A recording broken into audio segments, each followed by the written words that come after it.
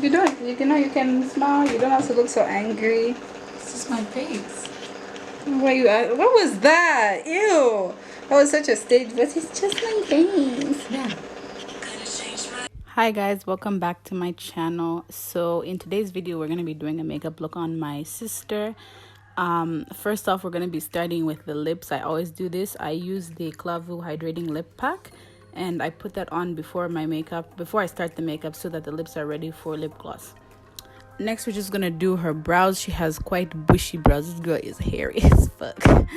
So we're kind of doing that like model brow. I usually like my brows pretty clean, but since she has that kind of bushy brow, we're gonna go for that very like natural looking brow. And I'm gonna use Got to Be Glued to smooth down the hairs. Her hairs are quite long, so I had to push with my finger to make them stick down to the skin, but in the end it actually made a very nice like natural bushy brow. I love brows like this. To prime the eyelids, we're going to be using the Maybelline Fit Me concealer in shade 30. And I'm just going to clean up under the brow and not all the way on the lid, just halfway on the lid, and just blend that out.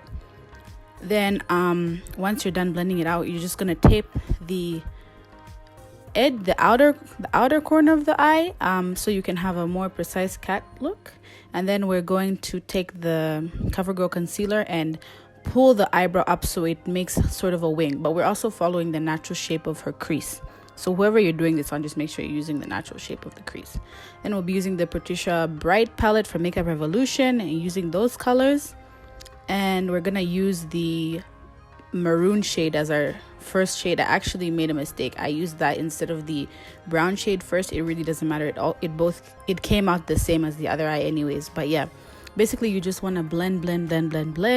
It's up to you how pigmented you want it. Once you're happy with the color, you can take Vaseline and a concealer brush and start to carve out the cut crease. I love this technique so much because it just removes all of the excess color so well. Vaseline is great for makeup, I promise you.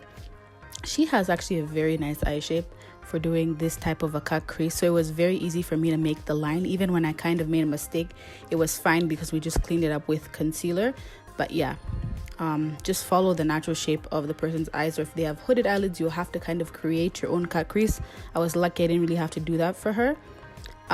Next, we're just going to use a cotton swab and take off all of the Vaseline and the concealer that we don't want on the eyes. Make sure everything's gone before you put on your next color.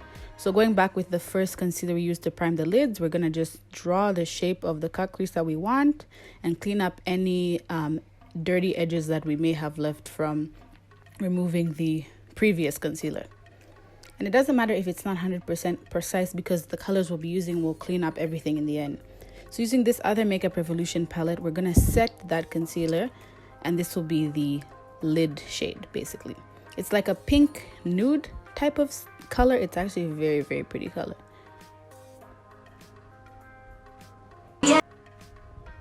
So once you're done, you're gonna take an angled brush and go into that same Patricia Bright palette. I didn't show you this, but at the bottom of the palette there's a darker maroon shade. It's like the transition shade, the maroon, but it's quite dark, so that's what we're using to kind of sharpen the crease and make it look more defined. So you just keep on building the color and blending it out until you're happy with how it looks. I went in with a angled pencil brush, like a small pencil brush, I think that's what it's called, and I'm just buffing out and blending out the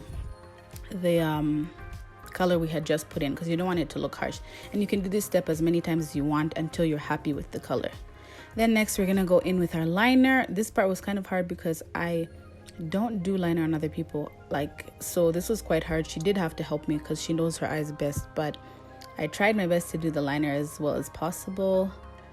But it's a very important step in this look.